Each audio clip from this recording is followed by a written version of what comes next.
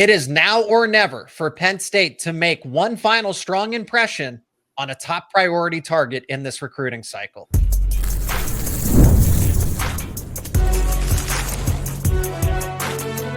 You are Locked On College Crossover, part of the Locked On Podcast Network.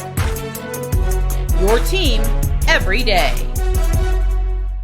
We are taking an in-depth look at Penn State football recruiting in this Locked On crossover episode between Locked On Nittany Lions and the Portal Locked On's exclusive recruiting show. My name is Seyko, and I'm the host of Locked On Nittany Lions, going into year 4 with Locked On. That is Brian Smith, recruiting expert with the Locked On Podcast Network, as we are focusing on Penn State football recruiting, talking about the first major official visit weekend and how Penn State's got to make a strong impression here with a top priority target, couple of them, but primarily a name that people are going to be familiar with, Joey O'Brien. Today's episode is brought to you by Game Time. Download the Game Time app, create an account, use code LOCKEDONCollege for $20 off your first purchase. We do this daily. We talk Penn State football. We talk Penn State sports daily on this show. He talks recruiting daily over on the Portal. Thank you to the everydayers out there. If you are new to each of our shows, subscribe and become an everydayer.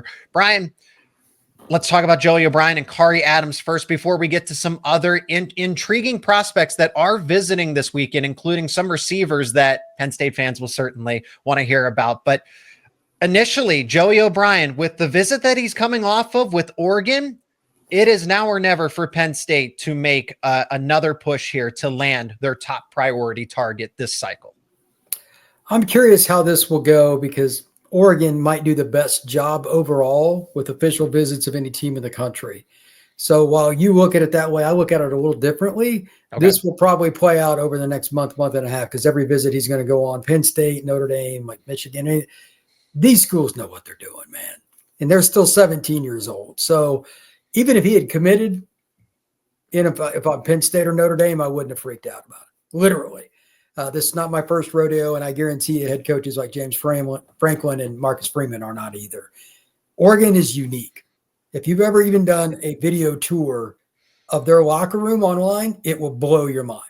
17-year-olds are going to like that better than I am at 51, I can assure you, but it matters to them, and that's bottom line. Penn State's going to have their chance, and it's a heck of a lot closer to Penn State. Notre Dame's going to have a chance, and it's a heck of a lot closer than like Oregon is like far away as you can get. I will be shocked if O'Brien ends up at Oregon. I would say if anybody should be concerned about this, it's probably Notre Dame, because Notre Dame seemed like they had a pretty substantial lead, and then Penn State had a visit, and then they made the pitch that, okay, you can have the Travis Hunter role.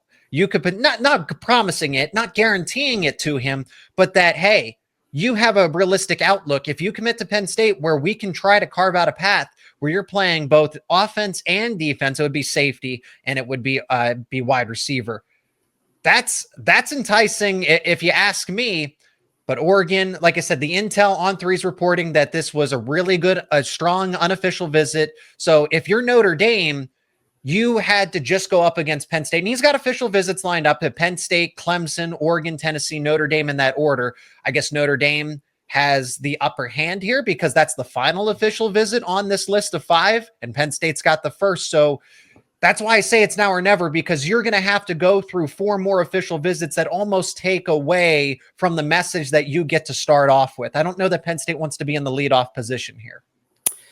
I think that they have to win in terms of we're the local school, but at the same time, how many times do you think Joey's been to Penn State in his life? 20?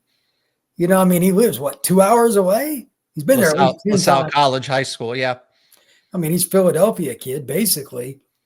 I can't imagine that he's going to have a hard time keeping Penn State close in mind. Mm-hmm. I still think it comes down to Penn State or Notre Dame because he's been to both places so many times, and he trusts both defensive staffs really, really well. That's my opinion. Remember, parents, people around a young man, the coaching staff, his 7-on-7 team, all these people are going to be influential. And Oregon is a bazillion miles away. It's a lot harder because they haven't been as involved. I still stand by. I don't think that they're as big a threat as you think. Let's see where this is at in 2 weeks. Okay. No, I think they're in the mix based on the latest intel. Would I say that they are the favorite? No, but they're more likely to surprise now than they were just than they were a few days ago. So this is, I view this as a legitimate threat. Again, if I'm Notre Dame, I'm not happy about this. Penn State, well, you kind of were already behind Notre Dame as it was, and then you gained some ground. But Notre Dame seemed like this was going to be the slam dunk for them. Grayson McHugh is a teammate, offensive lineman for them that could sway this recruitment one way or another, but he's visiting at a later time. I want to focus on somebody else. It's Khari Adams, who actually moved up his official visit. Brian, before you and I started this podcast, when I said, hey, we're going to talk about Khari Adams, and you're just like, he's a dude. He might, objectively speaking, or depending on who you ask, some people might say Penn State should prioritize landing Khari Adams more than they should Joey O'Brien. I think Adams is good, if not a better player. The deal with that is O'Brien is a kid that's in state. This is politics 101 for anybody that's saying that. It is. And I can tell you there are a lot of posts that I would like to put out on social media that I don't, because the people that I have to rely on, I have no choice, will not like them, and they are my information source. Those same kind of people Penn State deals with too. They're called 7-on-7 coaches. They're called trainers. College coaches will never admit this publicly. They are not in control of a lot of these situations because of those guys. That's what that kind of stuff is. Now, I don't know. Adams, he's a stud corner. Mm-hmm. I think he's as good or better than pretty much anybody in the country. There's a kid from Atlanta that I'd probably take number 1 overall. He's committed to Bama, but Adams might be my number 2. Like, that's how much I think of him. And if he goes to Penn State, he's the kind of guy that can play as freshman. Yeah. He's that kind of talent. Oregon, Notre Dame, Clemson, like everybody wants it, and they should. If Penn State gets him, they should be happy as they can be. Khari Adams is, aside from rivals, On 3, 24/7, ESPN have him. I mean, both of these players, Joey O'Brien and Adams, are top 100 players conservatively, with the potential, if things continue to trend in the right direction for them. I mean, Adams is closer to being a 5-star. He's, according to 24/7, he's a top 30 player. He could be a 5-star by the end of the cycle. You can't teach his size and physicality. A lot of corners that can cover, Zach, they're not very good in the run game, or they're not very good at understanding how to take on blocks in the screen game. He's a little of everything, with length, with speed, with change of direction. He's the full package. There are a few different DB coaches that I respect. And when I look at rankings, one of the things I do is I say, well, I'll check with the expert. All you got to do is go see who they have offered. And if all of those guys have offered the same kid, what's that tell you?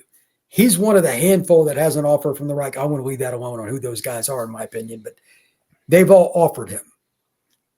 I have my own opinions, but the guys that are making millions of dollars coaching corners, I'll still go with their opinion, and they all want Adams. He's a dude. Out of the state of Maryland, so Penn State's had very, very favorable results from the state of Maryland as it is. He's moved up his official visit again per On 3, moving his visit up from June 6th to May 16th here over this weekend for the first weekend of official visits. Those are the 2 priority targets that I have circled out of this group. Just about double digits here, just 10 recruits that are going to visit over the weekend. Some other intriguing names, especially at wide receiver. You could make the argument that it's now or never for them. If Penn State wants to land a 4th wide receiver that is a massive recruit, that is high upside and possibly instant impact, this is the time to make that impression. We're going to talk about not 1, but 2 wide receiver recruits that stand out and why they do, coming up next here on this Locked On Crossover. This episode is brought to you by Game Time. There's nothing like the NBA playoffs, the intensity, the buzzer beaters, the fans losing their minds. It's the kind of atmosphere you must experience live. And this year's matchups are already delivering. If you want in, Game Time makes it fast and easy to get seats, even for the biggest playoff games. And get this, prices on the app actually go down as it gets closer to tip-off. And with killer last-minute deals, panoramic seat views, that's probably my favorite feature. I've used Game Time before. It's the panoramic seat views that let you see your point of view, especially if you haven't gone to a specific arena before. So there's no surprises. There's also no surprise fees either. Game Time is a total changer. You can go on the app and browse and see all the games or the events, but it's more than just that. It's more than just sporting events, concerts, comedy, theater, you name it. You'll also get the Game Time guarantee. You know that you're going to get the best deal. If you find a better price in the same row, same section somewhere else, they will credit you 110% of the difference. Take the guesswork out of buying tickets with Game Time. Download the Game Time app, create an account, use code LOCKEDONCollege for $20 off your first purchase. Terms apply. Again, create that account, redeem code LOCKEDONCollege. That is code LOCKEDONCollege for $20 off. Download Game Time today. Last minute tickets, lowest price guaranteed. We'll go to wide receiver first in the segment and then talk about a linebacker prospect with Dan Connor being on a bit of a hot streak. They're not the favorite to land him, but they just might be able to gain some ground here. I do want to focus on wide receiver just because it's a hot button topic. Wide receiver is still the liability, or at least it seems to be from the outside perspective. They are taking such a great step in the right direction. 2025 was a solid class with 4 4-star commitments, and Penn State can do that again if they are able to land either the likes of Messiah Hampton or Brian Williams, who are visiting this weekend. Messiah Hampton possibly could finish as a top 10 receiver in the nation. He is that good. Now, once again, common theme here. Oregon is strongly in the mix and things seem to be trending in that direction. However, I have heard from rivals that, don't discount Penn State here, that Messiah Hampton, you should still have confidence that Messiah Hampton, with the right message from Penn State, should end up with the Nittany Lions. I'm not calling them a favorite, but they're certainly not an underdog here. Hampton is a really good player, good kid too. I've been around him 3-4 times. He is a polished receiver. He's somebody that could make an impact just because college coaches are very narrow-minded on, got to know the playbook, got to do it my way. Everything's my way. Hampton adjusts well. He's very mature. Penn State would get a kid, and let's be honest, they need receivers in this class very much, as you've said. He could be the guy out of this class that plays the earliest because he's the most polished. He's an upstate New York kid, but he plays with 24K 7-on-7. I know those guys. I've seen him with them. He was the best receiver there, and they've got several other Power 4 players, and he was the best guy at one of their practices, at one of their events. That's when I knew. If Penn State is able to land him, I would expect him to play right away. They were talking top 5, top 6 in their rotation year one. Well, and especially, that's a given almost. I've said that about Cincere Rogers with the upside that he has. There's certainly raw potential there, but as you said, refined skill, what's his floor right now? Messiah Hampton would easily be the best, and Penn State just landed a 3rd wide receiver. So they're in a solid spot. I can't say that I think everybody's probably going to make that. Most people are going to make the argument they need that 4th wide receiver, and it would help. But Penn State, solid spot with 3 wide receiver commitments at this point in time, probably all a finish as 4 stars. I don't know. When I watch Cincere Rogers' highlights, he screams high-end 4-star. I'm not going to go ahead and say, 5-star, because that's too much to put those kinds of expectations on a high school prospect like that. I don't think that's fair, but he does make 5-star caliber plays. Let's just frame it that way. Messiah Hampton would be icing on the cake with this recruitment cycle that Marcus Hagans has put together. This is a name that popped up a little late here. You and I talked about it before the podcast. Brian Williams, 6'4", 185 pounds. He's listed as a 3-star. I don't know that I buy into this rating. I think it has to do with the fact that he's more of an athlete first than he is a football player. So again, we go back to raw potential. But if Williams can put it together, and if Penn State wants to go in this direction, I do not blame them for going after a 6'4" wide receiver prospect. He's a kid I know well. He plays with Noah Grubbs at Lake Mary High School, just north of Orlando. Grubbs committed to Notre Dame. That's his quarterback. Noah is the one that actually told me about him at a 7-on-7 tournament earlier this year, Battle Miami. He's like, I got Brian with me this weekend, and he's finally really went down the football path, got a trainer and done all this stuff. He was a basketball kid forever. He's just not tall enough. He ain't going to the NBA, okay? He's not that guy. So he's crossed over to football. When at his height, he is the perfect wide receiver because he's got size on any DB he goes against. Yeah. And he's pretty twitchy for his size, but he is raw in terms of, okay, how long have I been into football first? About 6 months. Like, he's been a hooper his whole life. This is a different deal, though, because now he knows this is his path, and he started to come on last season for Lake Mary, but now with all the extra training, the focus on it, Penn State or somebody. I mean, he's got a ton of offers. Notre Dame's offered him too. A whole bunch of schools out. Florida's after him. He's going to be a steal for somebody. He may take a year or so, but the upside is there. The twitchiness, the speed, the height, all of it. That is something that Brian has. I guess I would worry about Notre Dame the most since there is that Noah Grubbs connection and he's the quarterback. So he's going to build the chemistry and the rapport. And, if Notre Dame's pushing for him, then Noah Grubbs is going to get the memo and make that push as well. So we'll see what Penn State does get an official visit out of this. Popped up late here, but I think this is one worth keeping an eye on if they can secure, if they're looking for that fourth receiver.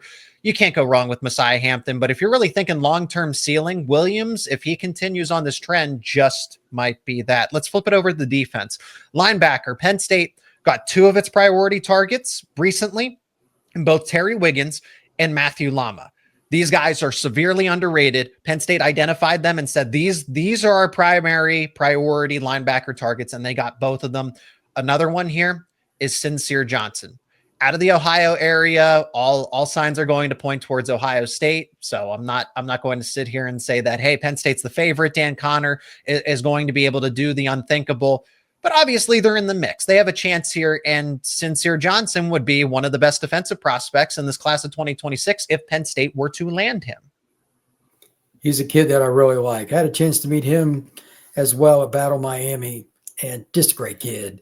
And he's put together. He looks like an inside linebacker, up close and personal, and smart, loves the game, understands the parameters of being an inside backer has changed, understanding schematics. He'll play early, whether it's Columbus, Happy Valley, or anywhere else. Great football player.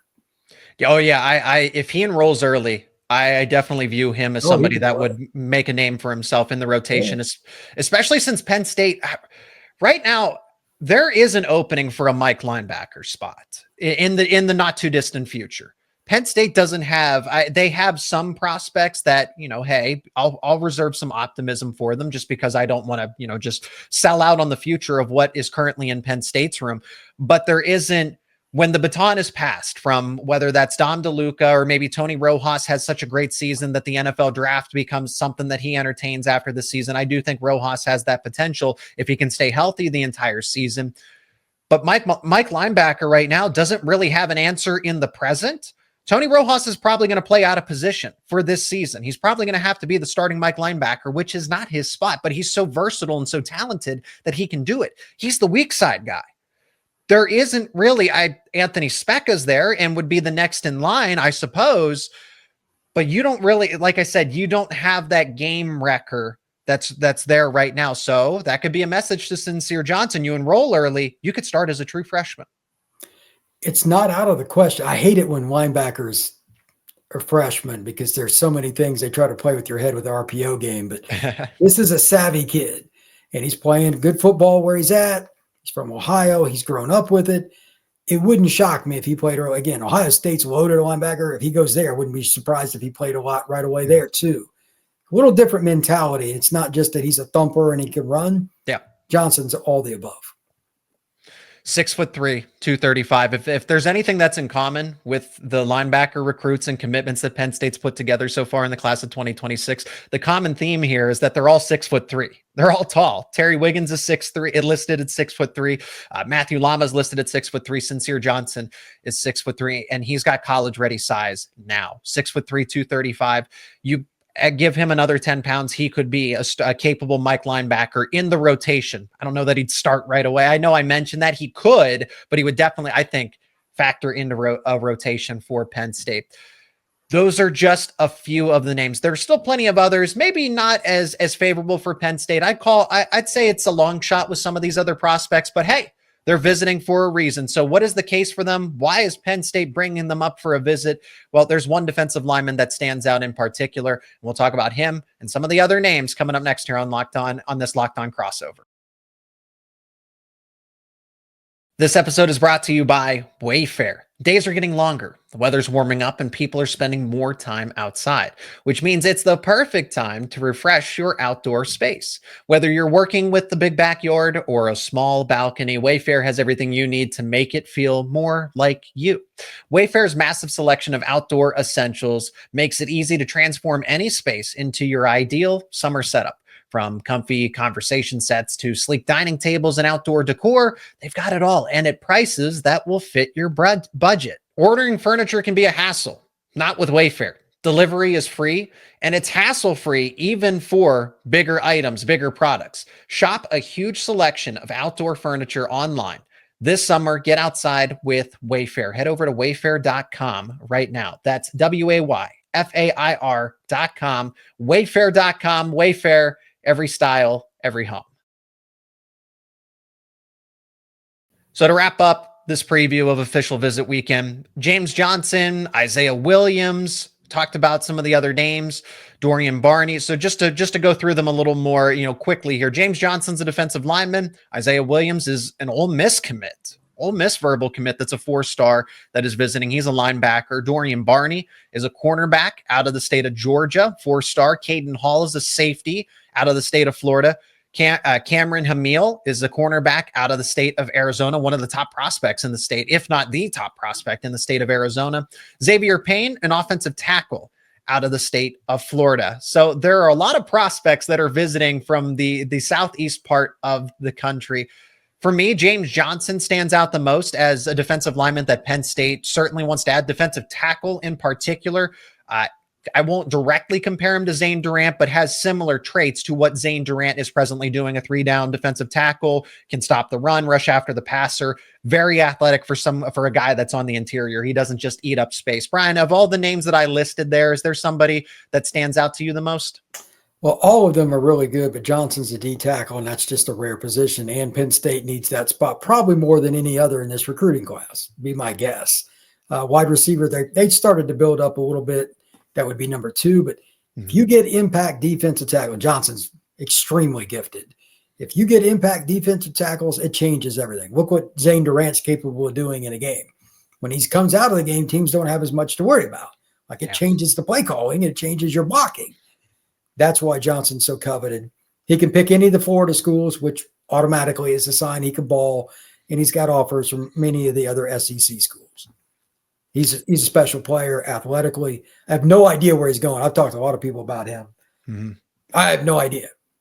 But maybe Penn State's had some really unique luck in Florida the last few years. Well, Zane Durant's from Florida, right? Yeah, I mean, he's an Orlando kid. I know Zane pretty well. Yeah, I wouldn't count him out. Like Johnson's not a kid that it's been like, well, he's going to Miami or he's going to FSU. Nobody said that. Yeah. So we'll see what happens. And Penn State does a really good job on official visits. I wouldn't be shocked. Randy Adarico was from Florida too. Remember, that was kind of a recruitment we discussed a year ago at this time. It was back and forth. And then ultimately they were able to fend off USC, Miami of Florida. So it's not a never say never situation, but it's definitely, like I said, I want to frame this as a long shot. Same thing with, and Johnson On3 has him as a top 20 player in the entire nation, not just at his position, in the entire nation. Per the industry, is a top 50 player. Isaiah Williams, linebacker out of the state of Florida, top 50 player. I just look at this and are they just taking the official visit for the fun of it? Or is this, I mean, again, like I said, they wouldn't visit Penn State just for no reason at all. But I mean, Penn State's not in the strongest position there. So Brian, kind of as that recruiting insider, and you've been doing this for a long time, can you kind of answer that idea that for me is when Penn State's kind of 5th or maybe even lower on these lists for prospects, why do they take this visit? They want to see what they have to say. Like I know Isaiah pretty well. I know some of the people around him well. They just want to make sure he's doing his due diligence. Okay. And I'm cool with that because you only get one chance to do this, and he's a kid from Central Florida from a smaller town. He doesn't know anything about Penn State. He probably couldn't pick out Pennsylvania on the map. You know, kids in Florida live in a very small bubble, and I mean very. So it's a good idea for them to do it, and like he's probably going to be very impressed, especially with what they've done. He's probably going to be an edge rusher. Well, I'm sure they're going to throw on some Abdul film. This isn't a rocket science adventure for the Nittany Lions, and he's a freak. I mean, I know Isaiah well, just as an example. He can run, he can change direction, does all the things you want. So Penn State's won a lot of these kind of battles the last 5 years. Why not one more?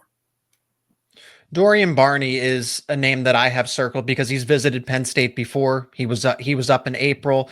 If I'm not mistaken, was he committed to Alabama at one point in time?